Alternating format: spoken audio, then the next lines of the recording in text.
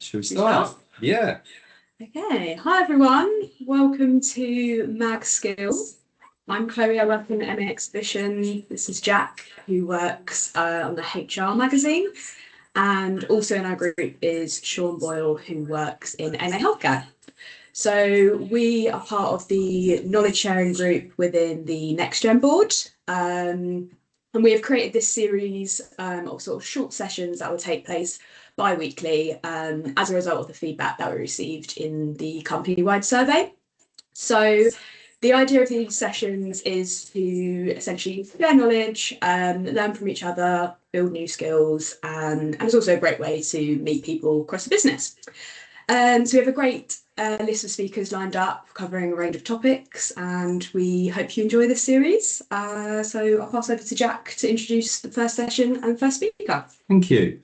Our first session is on presenting skills, and our host for today is Matt Cianfarani, who's the Managing Director of MA Financial. So this session will be for Matt to explore practical ways to improve your presenting skills. So furthermore, I'll hand over to Matt. Thanks again.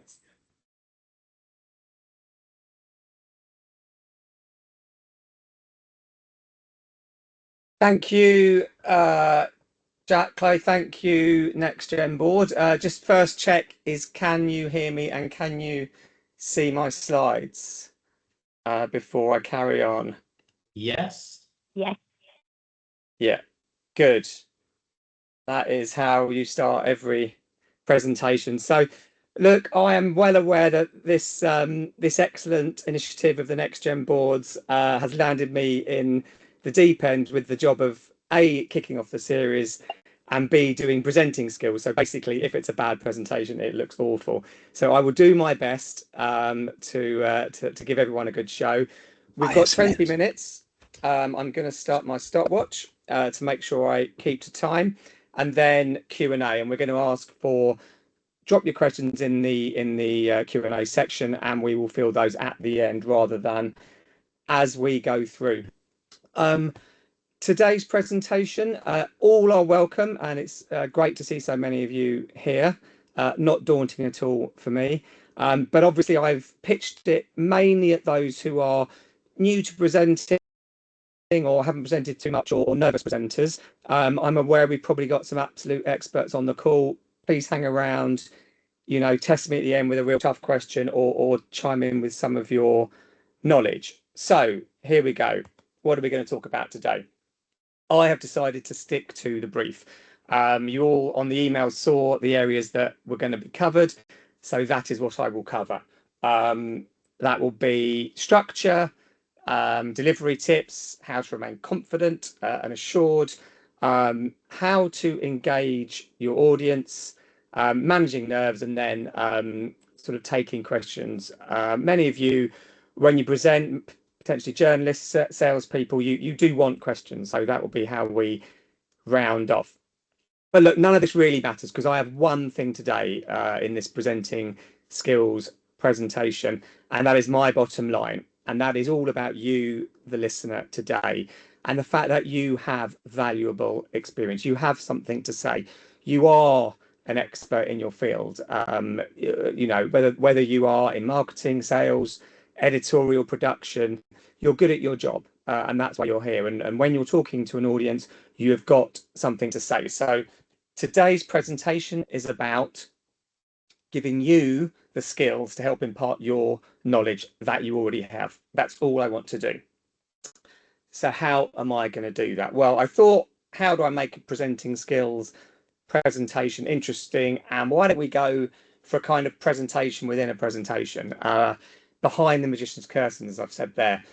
In an age of ChatGPT, and basically you could AI presentation skills, and within about a second get pretty much all I'm going to talk about. What the hell can I do? Well, I'm going to kind of take you behind the what I'm trying to do within my presentation, but also lace in some anecdotes that I've had along the way in my long media career, which hopefully AI doesn't know about. But look, I'm trying to tell a story, right? That's what I'm giving you: a beginning, a middle, and an end. I've already told you the end and where I want to end up. You're busy. That's why I've done that first. So we're going to do the detail now, but really, if you remember what I'm trying to tell you, and if 2 or 3 tidbits from this presentation stick and land, I think I'll have done my job. Crucial, I think, whenever I'm going into any presentation, who am I talking to? You know, what do I want to say? Where am I doing it? My own personal worst thing I hate most, I should say, is being in pod 1 with an audience I can't see, speaking into thin air. But I'm doing it now. But I've certainly structured this presentation so that I can do that. I have completely made up 1 minute per slide rule. I think if you've got about 20 slides, it will take about 20 minutes. I'm live testing it here with however many there are, 100 odd people watching. So let's see where I go. I've got an anecdote near the end that I can speed up or slow down to hit my 20 minutes. But look, I was trained in sales, and really, when I'm presenting, I'm selfish. What do I want to get out of this? I've already told you what I want. I want you to, those inexperienced presenters, to feel empowered and to take away a few things. So that's what I want from today. One of the great sales lessons we have is, you know, shoot for the moon. You know, I want the experts to learn something. Bottom line, I want those inexperienced to learn something. Maybe hit the middle. So think, what do you want? Tell your story, and see, and that should make you a better presenter.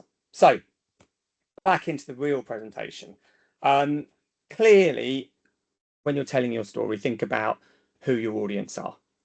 If you're presenting to, in a work situation, it might be your manager or even a senior leader. So you've got to be across the business side of what you're doing. You've got to expect questions. You've got to know the detail. That's really, really important. But actually, thinking more about, I don't know, talking to your mates about the job you do could be a good way to think about how you would frame it. You've got the knowledge, not them. So you know, I put there AI to your parents, or trying to explain to a teenager, if you've got kids, about the importance of homework. You know, blank faces often rank hatred, but the fact is your presentation is about your skill set to probably an audience that, if they do have the knowledge, they've got a particular view. If they don't have the knowledge, they need the words and the things you say to be loaded in detail. So first thing is, who am I talking to? What do they need to know? And have I structured my presentation accordingly? Okay. Again, I've mentioned this a couple of times already, but like, where are you? So today in this pod, I have got a glass of water. The reason for that is to help me slow down. It's really hard to slow down when you've got no facial cues, and you're speaking into the ether. I think if you're in a boardroom, if you're in a lecture theatre, it's so much easier because you can look people in the eye. You can move around the room.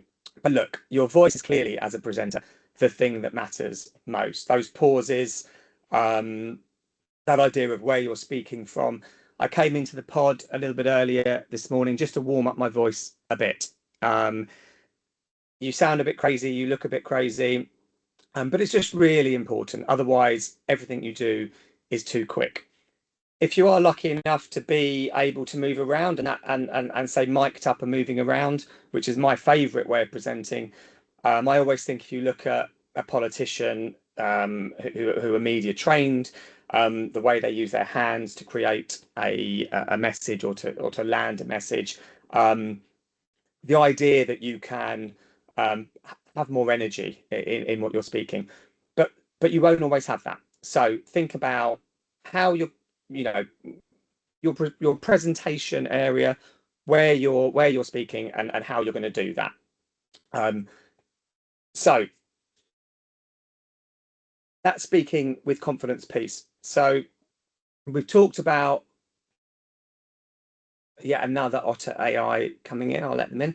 So I think knowing your structure is really important. So for this presentation today, I've put the structure together. I have not memorized every word. I've thought about each slide, something I want to say on that slide to make sure I've made my point. It makes you very robotic if you read from notes. You need to be confident enough in your subject that you can talk around it if you forget your train. I think with preparation, something else, again, today, particularly for today's presentation, where I'm on my own and I've just got my laptop, I've backed up my file, I've sent one to my Gmail, I'm ready if I arrive and the AV isn't working. And I've got an anecdote at the end where that happened and how we dealt with it. And I'll come on to that, but preparation, that speaking with confidence, it's not just about your knowledge, it's also about your setup. You know, we're using PowerPoint today, and again, I'll come on to how useful PowerPoint really is, but making sure you're prepared at every juncture of your presentation. I think authority is important, and here we come back to my main point of today. You know, you have got something to say, and if you're in a presentation scenario, it's because people want to listen to you. So do be authoritative. You know, I think if you stand back and you don't sound like you're believing in what you say, it's very difficult to bring an audience with you. Okay. Let's see where I am on the time. Quickly, okay. I'm about just behind my minute per slide theory, which I want to get right. So you're in your presentation, you've got your structure, you know who you're talking to, you're speaking beautifully clearly. I'm 10 minutes through this presentation. This is where you start losing people, right? The great thing I was always told when I was starting out is people cannot read slides and listen, so they do one or the other. I really believe that to be true. I've broken all my own rules today by writing a PowerPoint bullet point heavy slide deck, and I will again come on to talk about that, but I really shouldn't have done that. I think when you're online, polls are great. We have in MA Financial Media, where we run a lot of panel discussions, which I'm sure many of you do in your business areas, especially in the event space. Things like Slido, where you can really bring a room into your presentation and create that engagement. You're not asking a lot of people. Certainly here, you know, if I knew how to set polls up in Teams and I had the time to do all that, I'd have done that today.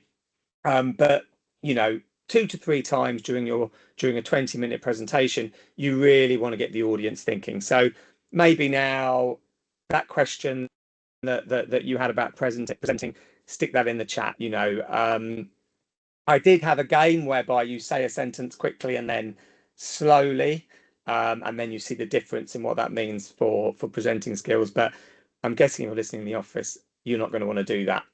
But look, clearly if people are engaged, if they're nodding along, that's great. The absolute nightmare when they get their phone out and start doom scrolling, you know you've lost them.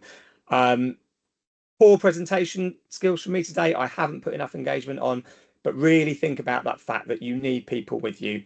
Just listening to talking will not do that.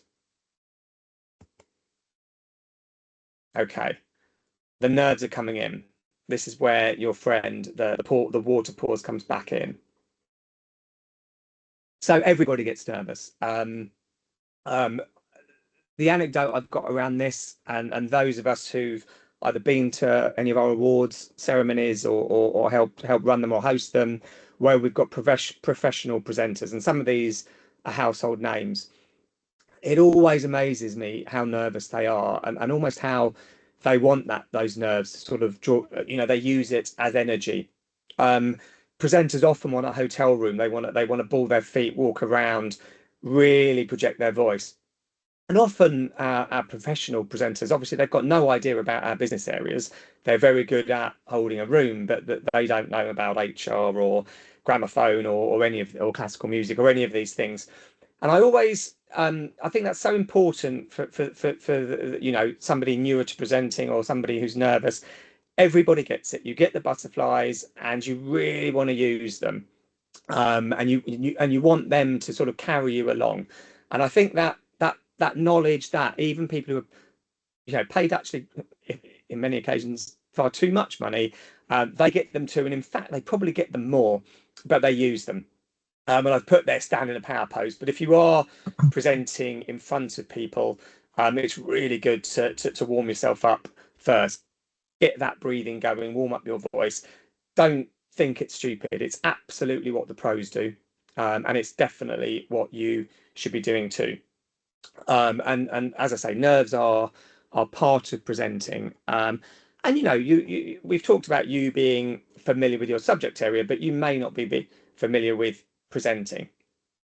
100%, your glass of water, maybe some presenting notes, my stopwatch, I've got them all here. They're just helping me slow down, calm down, make sure I'm getting my points across when I speak. Okay. During your presentation, you're going along now. I think making a mistake is really important. I've definitely stumbled over a few words here. I've definitely forgotten some of the things I wanted to say on earlier slides, and I will on later slides. Hopefully that isn't too obvious to you guys, because this is first time through for you. When you do make a mistake, and obviously if you're talking about detail or something like that and you get it wrong, that would be a real mistake. Don't apologize, just correct and move on, or just stumble on through, because your audience are listening to you. You don't want to dwell on getting the odd thing wrong. We talked earlier about not knowing your presentation off by heart and not reading from notes. So it's important that you can, the version you're getting today would be different from the version I gave you this afternoon or tomorrow morning. So give your best version, focus on what you're trying to do. Again, back to that very second slide, not first slide, I'm trying to give inexperienced presenters some tips to take away. So that's the main thrust of today, not me being word perfect or me getting everything I rehearsed right in the main event, which is happening now. Okay, here we go. I am trying to work out if I'm ahead of time or behind time. I'm about right. I'll be slowing down that, speeding up that anecdote at the end. Okay, let's move on to questions. We want questions, of course we do. Most of us, when we present, will then go into a Q&A phase, which we're going to do today. And if you get no questions, it's mortifying, because it means no one's really that interested, or no one's really listening. I think often people don't want to ask questions because of maybe the setup of the room, maybe your audience aren't confident. So it's important to get those questions coming through. But if and when you do get them, pause before answering. You've got to show you've listened. I think repeating the question now there's different ways of doing that in a Q&A session with open mics. Often if you can give the mic to the person asking the question, then the whole room can hear it. If you don't have that, and today we've got Q&A coming, I think, through the chat functionality, so most of you will see the question. But obviously you want to make sure the audience know what question you're answering. I think at the end that checkoff, does that answer it, especially when you've got eye contact, really helps, because if somebody's listened to your presentation, asked a question, it's really good to ask them that they've done that. I think if you don't know the answer to a question, it's really important to be honest and say you don't know. Again, you are the expert when you're presenting. It's much better for your credibility if you admit that you don't know it. Often in a room, and if it's an expert room, somebody else may have the answer. And again, today there'll be very good presenters listening to this call, and it will be great if they can chime in with some of their thoughts and experiences. So make sure that the discussion and conversation is honest, and that you don't just blag it. When the going gets tough, okay, so this is really important. So you absolutely, if there's tumbleweed coming to at the end, how do you avoid that? Well, I've seeded questions today. I'm hoping that we get some, but if we don't, I bet you we do have some. And that's not just to make this go more smoothly. It's also because some people may be a bit nervous to put something up in the chat. So if we get some stuff going, then hopefully we get some discussion. And the idea of safety, right? You want people not to feel stupid if they ask something. So calm, respectful, And again, I've put my name, for those that don't know me, I've top and tailed this presentation with my name. Absolutely. Oh, that's a great idea. Let direct message me afterwards, and we'll continue the conversation. That is what these knowledge sharing things are about, and we want that thing to happen. So your Q&A is a huge part of your presentation, and you want to leave time for it. We're at, by my clock, 10:51. We did start a bit late, but I want to leave those 10-15 minutes at the end for Q&A. So back behind the magician's curtain, I have done a terrible presentation today because I have done my worst thing, which is death by PowerPoint. Your slides are there absolutely to give you a structure and a framework, but lots of text, lots of bullet points. What I said earlier, do people read or listen? And you can't do both. All of the things I hate, I've now done. So, make sure you think about how you put your slides together. What I would say is PowerPoint now, I just did this, used a design, which is the colors.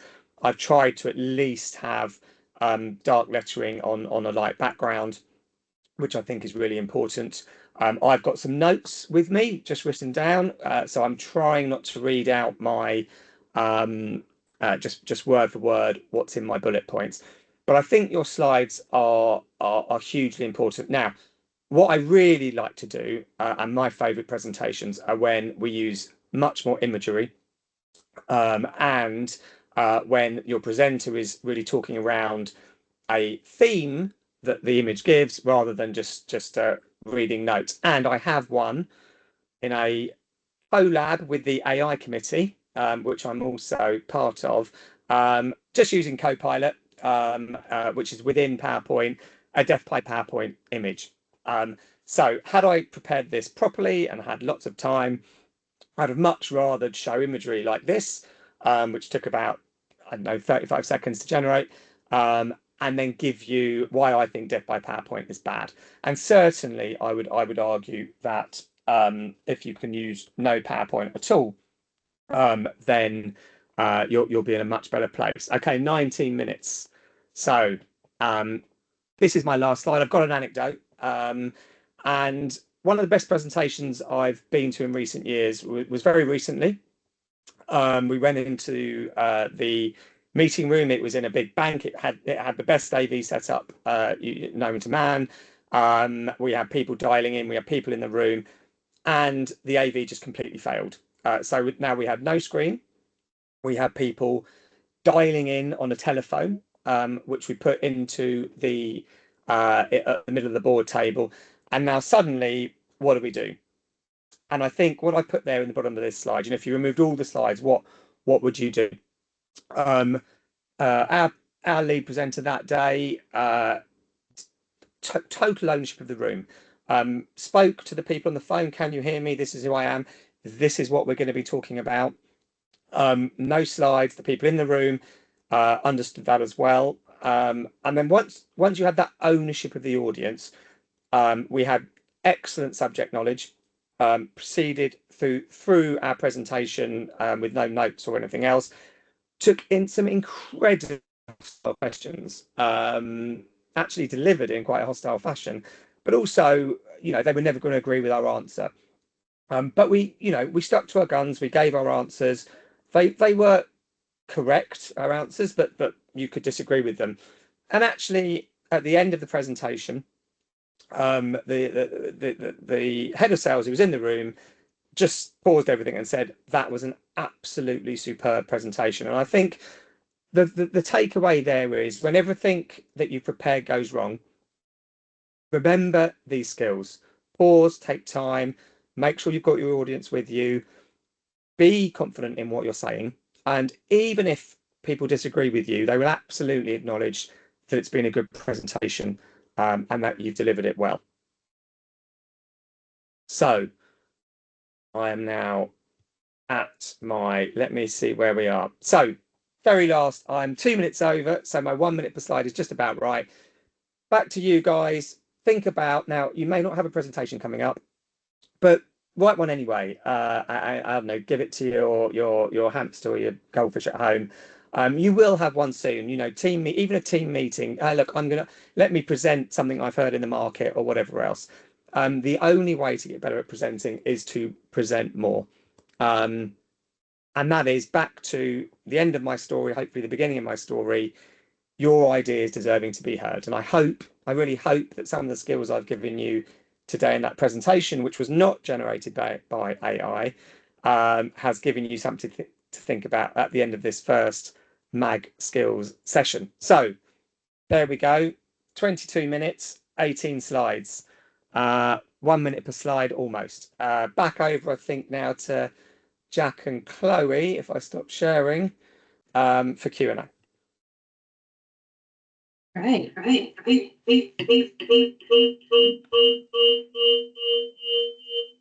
Yeah, sorry. Thanks, Matt. Right, so we'll just go over a few questions. Firstly, Tom Stone has asked, how important is it to try to look at the camera when you are presenting online?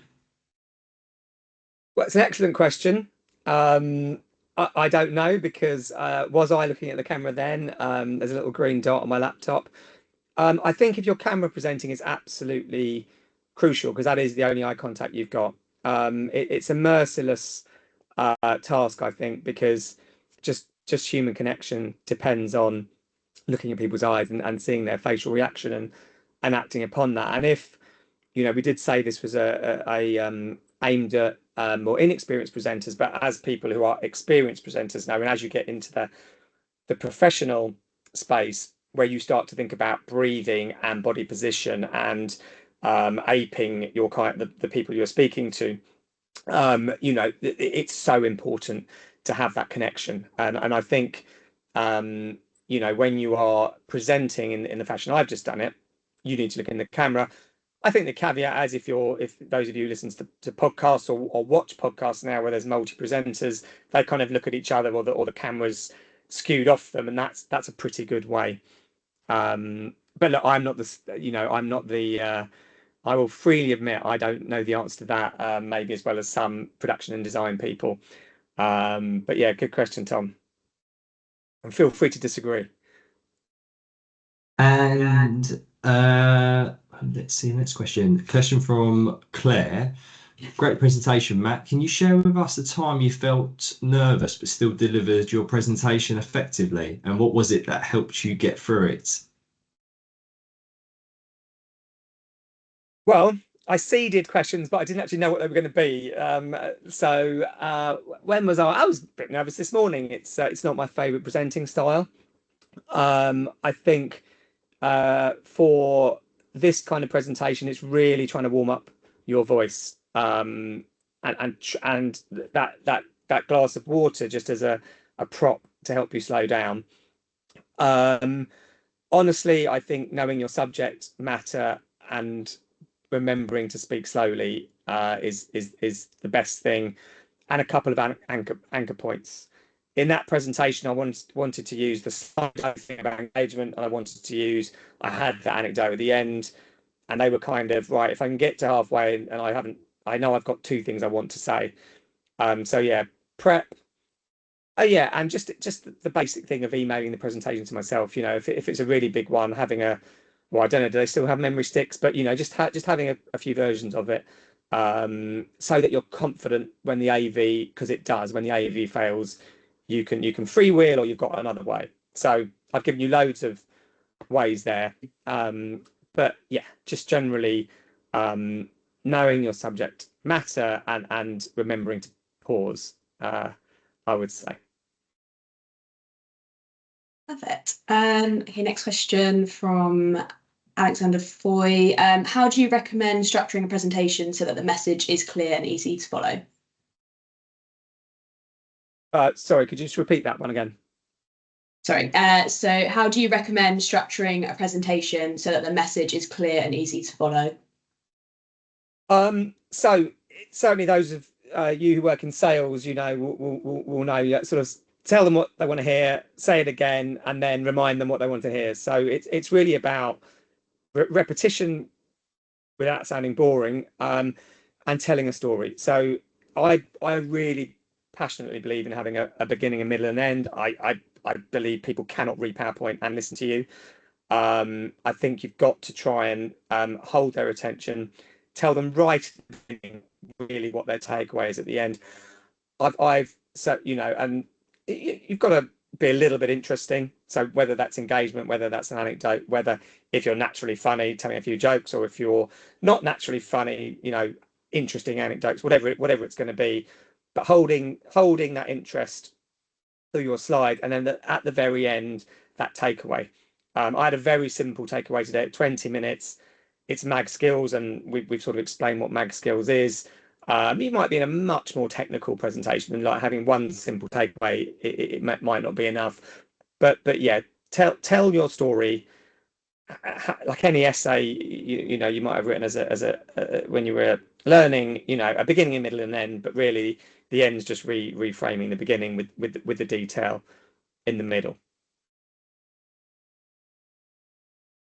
We run over slightly, however, we've got time for maybe one more question, and then afterwards we might just send the questions to yourself, Matt, just to answer directly, because we want to try and keep these within 30 minutes or so, so we give people time to return back to their working days. So we'll take Joseph's question. Any tips for non-native speakers from a native speaker perspective? How can we regain confidence after becoming self-conscious while speaking? Okay, so how, as a native speaker, how can I give a tip to a non-native speaker to remain confident? That's a really difficult question. So to follow my own presenting tips, maybe that is one I need to take offline. I did many moons ago live in a different country, which was France, and did have to do quite a bit in French. And it does come back to that confidence, being confident in what you're saying. You're going to make mistakes. You're not going to sound like a native speaker sounds, because you're not one. I think people are very forgiving if your content is good and your knowledge is good. And so that, I suppose, they're the onus. Maybe those linking phrases, I haven't listened back to this. I hope I didn't do ums and ers and stuttering. But certainly, those stock linking phrases that in English can take you from one slide to another, or can give you that opportunity to breathe and maybe not, if your sentence structure is wrong, or is not as a native speaker would deliver it. Having areas you can fall back on, but that is definitely one that I'd like you to take offline with me afterwards, and I'd explore it, because it's a very interesting question. And on that note, if we do need to finish here, I can see loads of questions coming up, and I'm really, I absolutely will go through and publish them, and I hope we can, put that into a mag skills area for people to look back onto after this is all wrapped up. Perfect. Well, on that note, I turn the echo off. On that note, thanks very much for everyone for joining. There are going to be, like we said in the email that we sent out, there are going to be a lot more topics that are going to run consecutively over the next, say, every couple of weeks. So we'll send a reminder for the next session. But I've really enjoyed today's session. It's really hit a load of key points for myself, and I hope it's resonated with a lot of our audience within internal as well. It is going to be available on demand, so for people can watch again and take notes, and we will make it available to everyone. And as Matt said, he will direct the questions to Matt, and we'll publish them as well, so people can feed off that information. But I hope everyone's enjoyed it. Chloe, if you wanted to say any sign off. No, that's great. Thanks, Matt, and thanks everyone for joining. I think you've said it all. Thanks all. Thanks all.